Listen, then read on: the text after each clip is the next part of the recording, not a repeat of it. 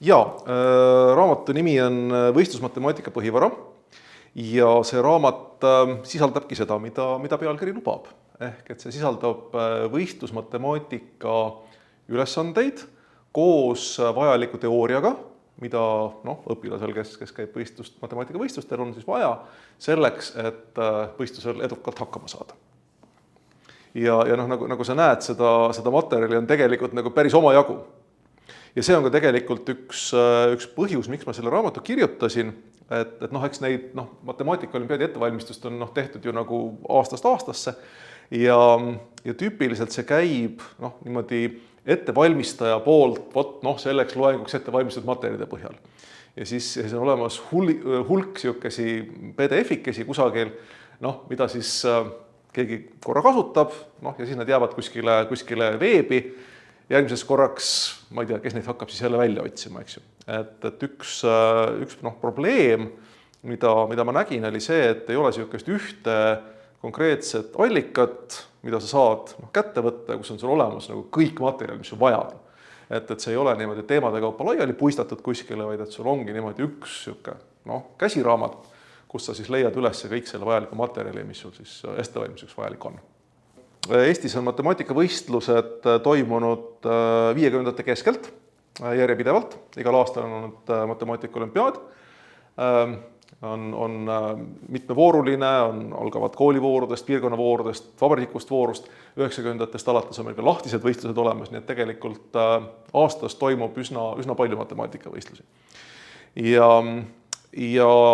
nende kohta on tegelikult Eestis ilmunud ka paar raamatut. On ilmunud 3 matemaatika-olümpiaadi ülesandeid puudutavat raamatut, mis katavad nõukogude perioodi. Et on olemas 3 osa, mul on siin hetkel kaasas 3. osa, mis siis katab ära matemaatikavõistlused kuni aastani 1988, kui ma õigesti mäletan. Et jah, kuni 88. aastani. Alates 90ndate algusest on olemas kõik matemaatikavõistluste ülesanded veebis, aga nad on seal kronoloogiliselt. Mis siis tähendab seda, et sul on nad organiseeritud võistluse toimumise aasta ja võistluse tüübi järgi. Aga see materjal ei ole väga hea jällegi ettevalmistuseks, sest see ei ole temaatiliselt korraldatud.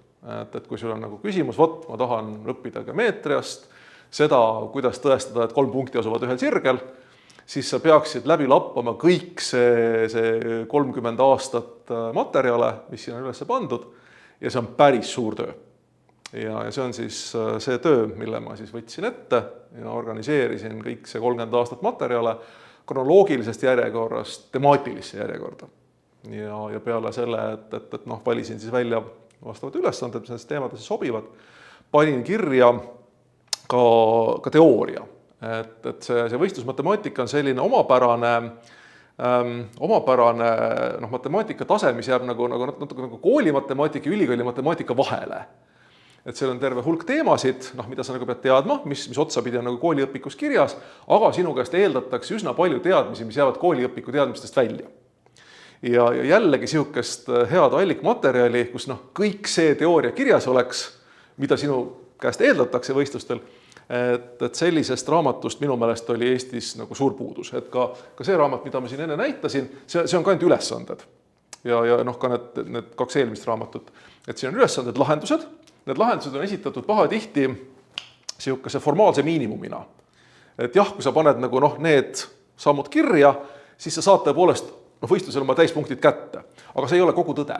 Et selleks, et seda lahendust otsida, on sul tegelikult tarvis nagu väga palju konteksti ja sa teed mitu sammu, esimesed sammud võib-olla lähevad aia taha, aga see ei tähenda, et need sammud oleks kasutud, sest need sammud õpetavad sulle, et mis seal ülesandes tegelikult toimub. Eks? Ja see on ka niisugune asi, mida nendes niisugust tüüpi olümpiaadiraamatutes ei esitata.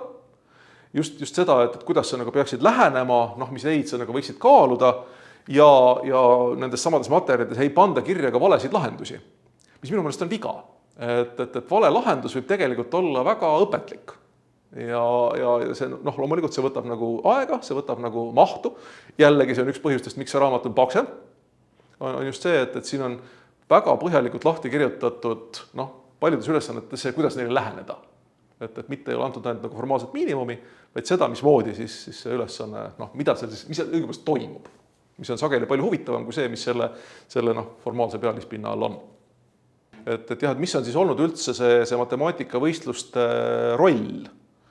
Eks ta kahtlemata on teatud sorti klassiväline töö. Nendele, kes tunnevad, et nad tahaksid midagi rohkemat, et nad tahaksid saada teada rohkem. Matemaatikat, eks ju, on nagu teadusena aretatud 2500 aastat. Eks? Ja selle käigus me oleme saanud teada hästi palju väga huvitavaid asju. Ja paratamatult kõik need huvitavad asjad ei mahu kooliõpikutesse ära. Ja siis kuidagi pidi, peaks siis õpilastele näitama kõike seda, mis siis veel olemas on. Ja matemaatikavõistlused on olnud üks väga tänuväärne vorm sellest, kuidas siis nagu viia õpilasteni rikkalikumat materjali. Lisaks sinna juurde, et võistlus on veel olemuslikult niisugune asi, mis nagu haarab sind kaasa, sa tahad selleks ette valmistada, sa tahad seal nagu hästi esineda, eks ju. Et eks ta natuke selline spordimoodi ka. Et ega ka spordi mõte on ju ühiskonnas selles, et inimesed oleksid tervemad, liiguksid rohkem, eks, ja siis selleks lisatakse sinna see võistluselement, et inimestel oleks mingisugune motivatsioon, millegi pärast, ma ei tea, meie reptiili aju tahab nagu võistelda kellegagi, eks see on tarvis joosta kuskile, et eks see on ka natukene see matemaatikavõistluste roll nagu hariduses. Pluss sinna siis juurde see just, et ta pakub sulle laiemat materjali kui see, mis seal kooliõpikus siis on. Ta annab sulle laiemad teadmised, seosed erinevate matemaatika valdkondade vahel, võimaldab sul avastada huvitavaid asjaolusid seal erinevate matemaatiliste objektide vahel. Ja see ongi siis see, millest siis lõpuks kasvab välja see matemaatiline mõtlemine, mida me siis jahime nii inseneerias kui minu pärast riigijuhtimises. Et sa hakkad nägema abstraktsete objektide vahelisi sügavamaid seoseid ja avastad neid ise. Et eks see matemaatikavõistluse ülesanne on ju võimalus avastada midagi uut enda jaoks. Eks? Et sa oled küll näinud võib-olla sarnaseid ülesandeid, aga seda konkreetselt ei ole. Ja kui ta on nagu matemaatiliselt huvitava sõnastusega, siis nagu tekibki nagu mõte, et kas ongi tõesti niimoodi ja see oluline küsimus selle juures on küsida, miks see niimoodi on. Sest matemaatikavõistlustel meil on ka väga palju just niisuguseid tõestamise põhjendamise ülesandeid, mis minu jaoks ongi nagu see matemaatika sisu. Eks? Et see on kahjuks ka selline sisu, mis meie kooliõpikutest hakkab järjest rohkem nagu ära kaduma. Et ega seda tõestamist ja põhjendamist nii ülearu palju ei ole. Et võiks olla tublisti rohkem ja matemaatikavõistlused on siis üks see siuke raam, mis võimaldab õpilasteni sellist põhjendamist ja arutlemist ja miks küsimusele vastamist viia. Ja see raamat on kasulik veel mitte ainult võistlusteks valmistumisel, vaid ka tegelikult õppetöös. Et meie gümnaasiumi õppekava on korraldatud niimoodi, et näiteks laia matemaatika õppekava koosneb 14 kursusest, mis on siis kohustuslikult laias õppekavas. Ja lisaks on sätestatud kas 8 või 9 täiendavat kursust, mida siis on võimalik näiteks reaalkallakuga koolides õpetada. Probleem on selles, et nende täiendavate kursuste kohta on väga vähe materjali. Et neist 8-9 kursusest on materjali ainult 2 kohta tegelikult. Ja sedagi ei ole enam poest saada, need on ka ilmunud juba siin head mõned aastad tagasi. Ja seda raamatut kirjutades ma siis pidasin ka silmas seda, et ta saaks kasutada nende gümnaasiumi täiendavate kursuste õpetamisel. Nii et ta katab praktiliselt enam-vähem ära 6 kursuse materjali. Nii et seda saab kasutada siis ka ütleme täiesti tavalise õppetöös. Pluss siin raamatus on tegelikult veel ka niisuguseid teemasid, mis peaksid olema lausa tavalises õpikus, aga mis viimasel ajal on hakanud meie õpikutest millegipärast ära jääma. Kolmnurkade sarnasus näiteks on teema, mille täielikku käsitlust Eesti õpikutest enam ei leia. See peaks olema 8. klassi õpikus, aga hetkel Eestis käivivates õpikutes üheski seda ei ole. Nii et see on siis nüüd materjal, kus siis saab ka selle käsitluse kätte näidata.